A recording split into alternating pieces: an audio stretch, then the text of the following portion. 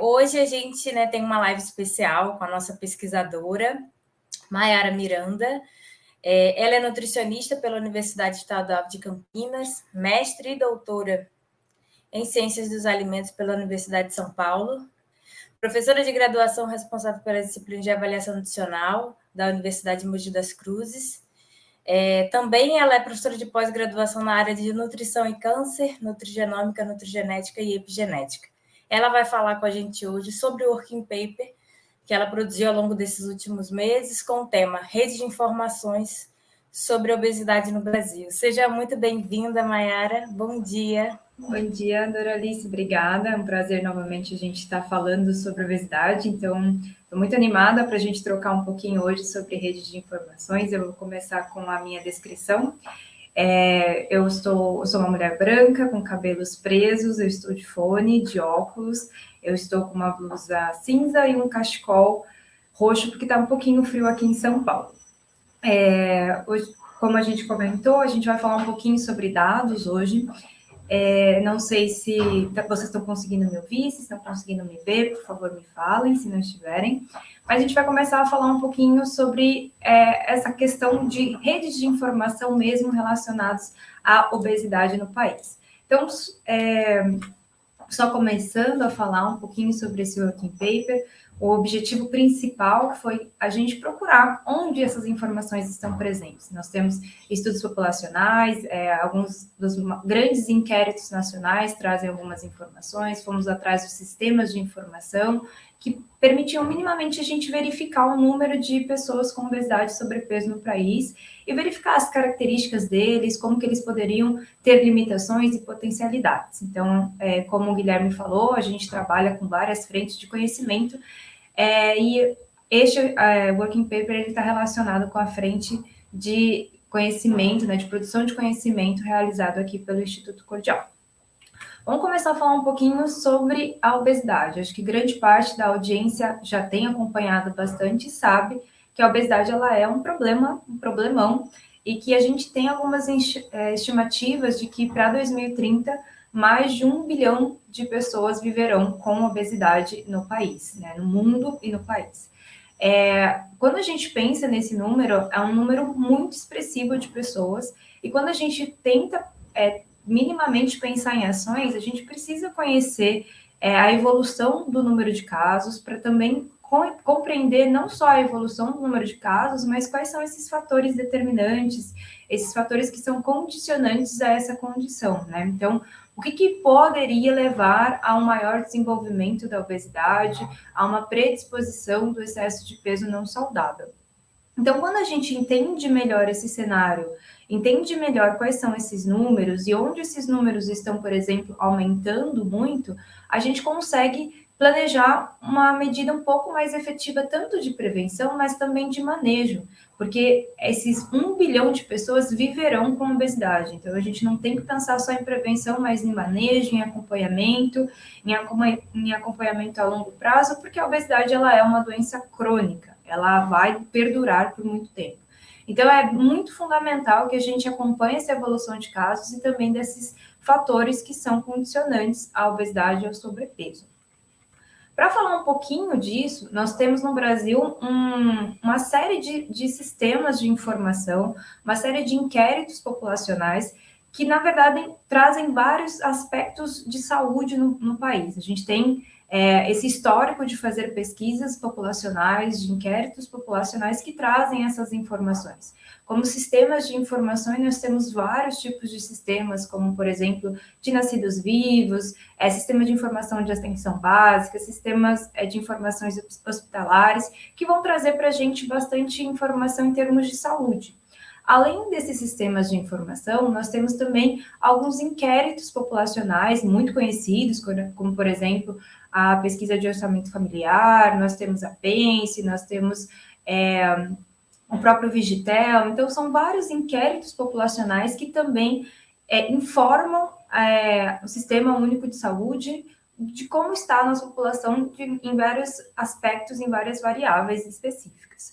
Nós temos também uma iniciativa, para quem não conhece, a Rede Intergerencial de Informações para a Saúde, A RIPSA, ela foi, na verdade, uma rede constituída primeiramente em 1996, e ela, infelizmente, ela teve uma descontinuidade, mas esse ano ela voltou a ser postulada como uma rede que tem o objetivo de integrar todas essas informações de sistemas de informação, de inquéritos populacionais, para que a gente busque alguns indicadores básicos e comuns entre esses sistemas, para que a gente possa entender melhor e propor um aperfeiçoamento da produção de conhecimento, de padronização, de disseminação das informações relacionadas à saúde. Então, a primeira, acho que, conclusão que a gente já teve dessa investigação sobre dados é que a gente tem muitos dados, a gente tem muitos sistemas. Então, a gente quer entender como que esses sistemas e dados fornecem informações relacionadas à obesidade. Então, o principal objetivo desse working paper é realmente verificar quais são esses sistemas de informação e inquéritos nacionais que permitem a gente ter alguma relação com a obesidade, bem como compreender o objetivo, as limitações e potencialidades de cada um desses sistemas e bases de dados de uma maneira geral. Para a gente fazer isso, a gente propôs uma revisão de literatura, uma revisão documental, em que a gente procurou verificar as pesquisas e os sistemas que permitem a identificação da obesidade. Então, quais seriam essas pesquisas e sistemas? E ainda mais do que isso, essas pesquisas elas podem ser comparáveis, elas têm algo em comum entre elas, além do aspecto de trazer dados sobre o número de pessoas com obesidade. Então, a gente teve essa pergunta norteadora. E dentre as pesquisas e os sistemas que estão relacionados com dados de saúde da população, nós elencamos algumas para compor esse documento. Então, fizeram parte desse documento o Estudo Nacional de Alimentação e Nutrição Infantil, o ENANI, Estudo de Risco Cardiovascular em Adolescentes, ERICA, Estudo Longitudinal de Saúde de Idosos Brasileiros, o ILSE, Estudo Longitudinal de Saúde de Adultos Brasileiros, o ELSA, Pesquisa Nacional de Saúde do Escolar, Pesquisa de Orçamento Familiar, Pesquisa Nacional de Saúde, Sistema de Vigilância Alimentar e Nutricional, SISVAN, e também a vigilância, o inquérito de vigilância de doenças crônicas por interno telefônico. Todos esses estudos do sistema foram analisados quanto a algumas variáveis que consideramos importantes para estudar a obesidade. Então, faixa etária, que compunha majoritariamente aquele estudo, perfil antropométrico, alguns aspectos de estilo de vida e aspectos sociais, como renda e escolaridade, além do que também como que esses dados são disponibilizados. Então, esses estudos, eles foram primeiramente descritos como quais são os principais objetivos desses inquéritos e quem estão por trás da coordenação desses estudos e sistemas. Então, a gente tem, por exemplo, o ERICA, que, como falei, ele vai falar sobre, o ELSA, perdão, ele vai falar sobre a saúde do adulto no Brasil, principalmente pensando em como que a gente vai ter uma relação com doenças crônicas não transmissíveis, principalmente doenças cardiovasculares e diabetes.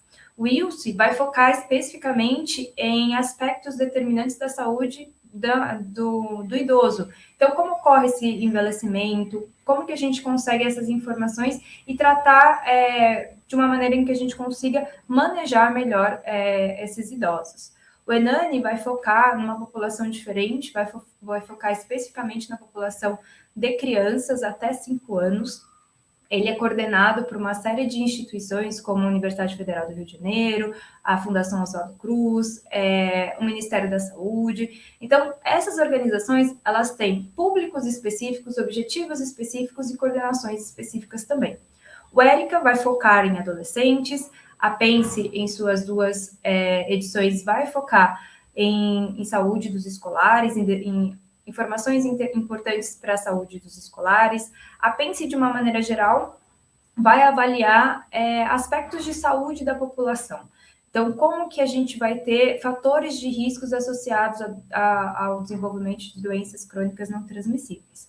A POF, muito embora seja uma pesquisa de orçamento familiar, em que vai ser avaliada questões de renda familiar e ativos, né, que essa pessoa possa ter, vai avaliar também alguns parâmetros importantes para a saúde, como gasto em alimentação, quanto que essa pessoa consegue adquirir gêneros alimentares. Então, é importante também ter esses dados, e a POF é uma pesquisa nacional. Ela é coordenada pelo Instituto Brasileiro de Geografia e Estatística, o IBGE. O SISVAN, ele é o único sistema, o principal sistema em que se propõe avaliar o consumo alimentar e a antropometria, também coordenado pelo Ministério da Saúde. A Vigitel, ela vai falar sobre doenças crônicas não transmissíveis também, trazendo vários aspectos importantes, e essas pesquisas elas são feitas por inquérito telefônico, coordenada também pelo Ministério da Saúde. Então, nessa tabela, a gente vê um overview dessas pesquisas e sistema, onde a gente consegue encontrar de maneira mais rápida quais são os principais objetivos. Eu vou detalhar um pouquinho cada um desses objetivos e pesquisas com os principais achados, para que a gente possa também chegar a uma conclusão frente ao que a gente tem de dados para a obesidade. Então, falando rapidamente, o SISVAN como principal objetivo é avaliar, armazenar e gerar essas informações contínuas sobre o estado de saúde nutricional dessas pessoas, né, e consumo alimentar para a atenção básica. O SISVAN, a gente consegue gerar relatórios segmentados por consumo alimentar. Então, se a gente quiser, por exemplo, verificar como está o consumo alimentar de crianças menores que 5 anos, a gente consegue fazer um relatório sobre isso. A gente consegue também fazer uma relação com o estado nutricional. Então, em IMC também a gente pode fazer esse relatório segmentado de acordo com o gênero, com a fase da vida, etnia, escolaridade. Então, nós conseguimos nortear mais ou menos qual que é o número de pessoas com obesidade e sobrepeso no país, embora o SISVAN ele tenha uma limitação de cobertura, não são todas as cidades do país que têm um bom sistema que alimentem o SISVAN. O SISVAN ele vai pensar numa abrangência nacional com públicos diversos, então desde crianças a idosos. Nós fomos apresentando cada uma dessas pesquisas de acordo com também a cobertura e a abrangência que elas se propuseram. A POF é uma das que mais tem abrangência, ela é um estudo transversal que avalia, como eu falei, basicamente gastos, rendimentos da população, mas também vai avaliar o consumo, porque a gente vai avaliar a aquisição de gêneros, vai avaliar condições de vida, por exemplo, condições relacionadas à saúde e proteção social, que são determinantes e importantes quando a gente fala de saúde da população. As últimas edições aconteceram em 2007 e 2018, 2007/2008, 2017 2018. As últimas edições, elas possuem diferenças entre si, como, por exemplo, na POF da última edição, não houve a mensuração de dados antropométricos, como aconteceu na edição anterior.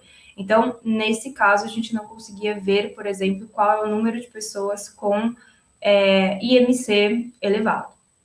Como principais resultados que a gente tem da POF, nós temos déficit de altura em crianças menores que 5 anos, excesso de peso em crianças com idade entre 5 e 9, isso é maior conforme a gente tem um aumento da renda. Nos adultos, a gente também tem uma prevalência de obesidade, alterações importantes quando a gente fala de consumo alimentar, micronutrientes são deficientes, além de que a gente vê um padrão de mudança. Conforme a renda mais baixa, menor é o consumo de frutas e hortaliças e maior é o consumo de alimentos ricos em gorduras e açúcares. Além disso, nós temos também uma mudança de padrão com o aumento do consumo de ultraprocessados e diminuição de consumo de alimentos in natura e minimamente processados por conta do preço desses alimentos. Nas últimas edições, a gente vê um aumento do valor desses alimentos in natura e minimamente processados. Quando a gente fala do Vigitel, nós também temos uma boa cobertura de população para esse sistema, porém, esse sistema ele vai incluir apenas adultos e idosos. A gente tem uma série histórica que vai avaliar desde 2006 até o presente, todas as capitais do país, incluindo o Distrito Federal. E nesse inquérito são feitas várias perguntas interessantes para a gente pensar em obesidade, peso, altura, mesmo que autorreferidos, a gente tem hábitos alimentares relacionados com peso, algumas perguntas em relação a grupos alimentares específicos, consumo de ultraprocessados e também de estilo de vida sedentário. Na PNS, que é a Pesquisa Nacional de Saúde, é um âmbito nacional também, nós temos uma abrangência importante, e ela vai verificar a vigilância da incidência de doenças crônicas não transmissíveis e alguns fatores associados a elas. As duas edições aconteceram em 2013 e 2009, em que a gente vê algumas diferenças entre as edições. Por exemplo, em 2013 foram feitas avaliações um pouquinho mais refinadas, como, por exemplo, marcadores sorológicos de interesse, colesterol, hemoglobina glicada, tipos diferentes de colesterol, coisa que não aconteceu em 2019. Como os principais resultados, a gente pode elencar que, por exemplo, a gente tem pressão arterial mais elevada, sedentarismo, excesso de peso.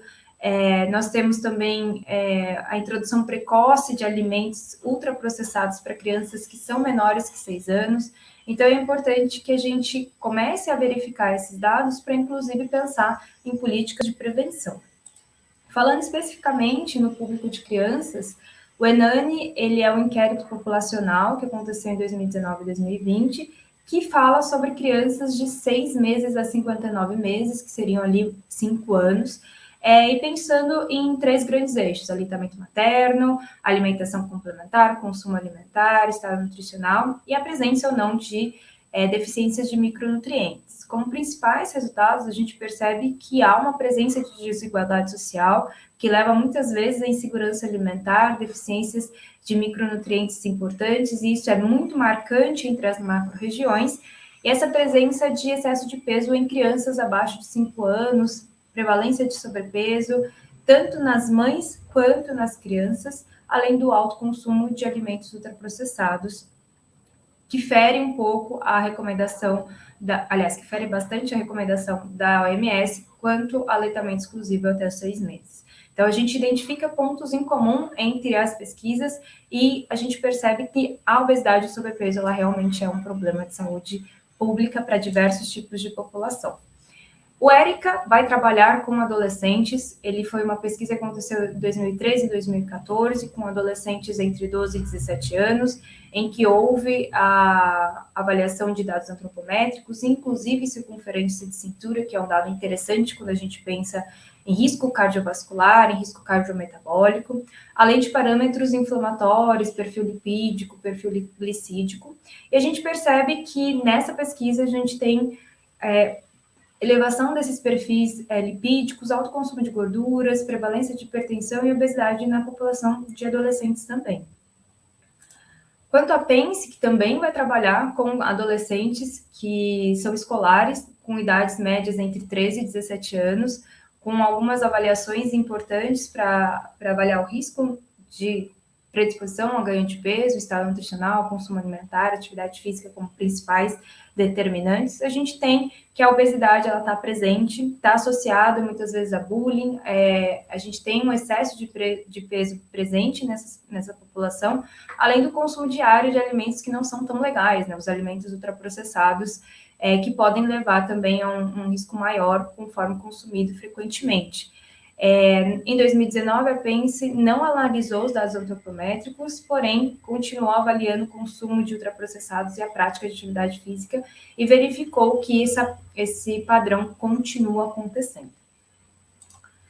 O ELSA, ela vai falar sobre uma avaliação longitudinal de adultos e adolescentes entre 35 e 74 anos, que vai ter como ponto o risco de desenvolvimento de doenças crônicas não transmissíveis, principalmente falando de diabetes e doenças cardiovasculares. Em 2018, houve o aniversário de 10 anos desse estudo. Recentemente, eu acredito que na semana passada saiu uma notícia de que outras ondas de avaliação os dados serão lançados, e como principais resultados até essas últimas participações, esses 15 mil participantes, houve a presença de excesso de peso em grande parte dessa população e, além disso, alterações importantes em níveis de exames bioquímicos. Então, intolerância à glicose, colesterol, hipertensão e alto colesterol. E para finalizar, a gente fez também uma avaliação do ILS, que vai focar em idosos entre 50 e 50 anos ou mais, que participaram dessa pesquisa no Brasil inteiro, com mais de 70 municípios. Quando a gente fala dos principais resultados, a gente percebe uma maior vulnerabilidade populacional, com desigualdade social, capacidade de trabalho, acesso e autonomia à saúde, que é imprescindível quando a gente fala de manejo nutricional, manejo de obesidade, além de que eles são mais vulneráveis quando a gente fala de uso de medicamentos e controle das comorbidades que possam aparecer, além das limitações de atividade física que podem ser realizadas diariamente.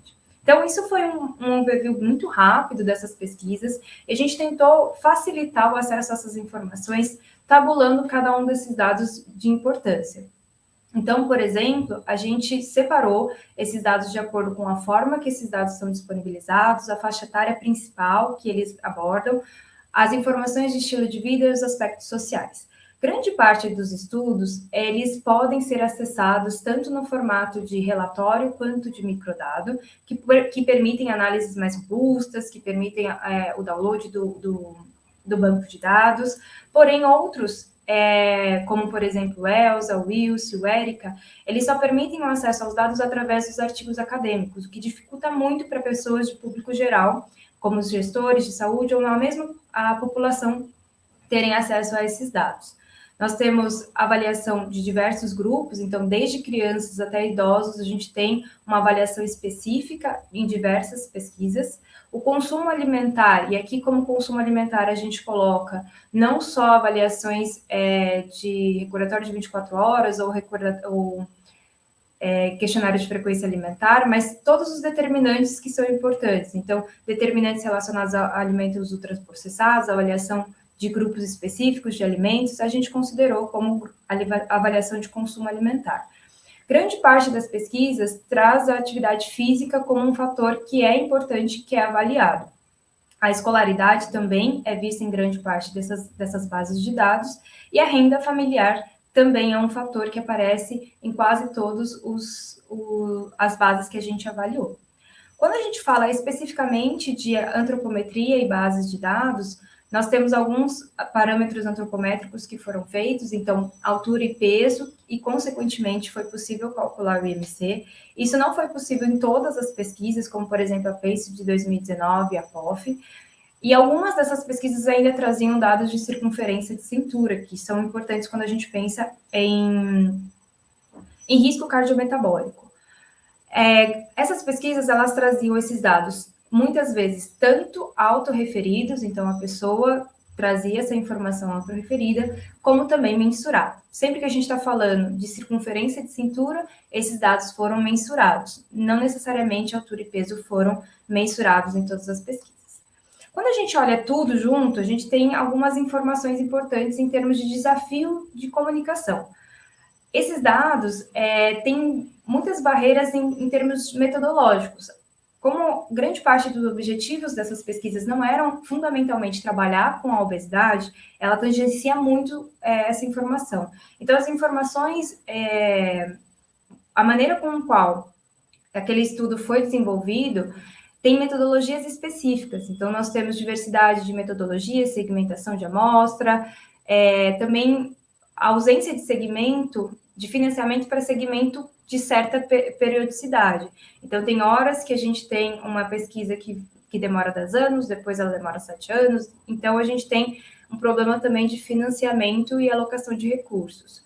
Os recortes territoriais e temporais também são diferentes, e a gente tem uma grande sobreposição entre as pesquisas e o sistema quanto ao público e as variáveis de interesse. Então, a repetição de algum determinante ou de público pode gerar esse desperdício de recurso financeiro e humano, que muitas vezes poderia ser melhor alocado para a gente ter questões complementares da pergunta central, ampliando o conhecimento em relação à saúde da população.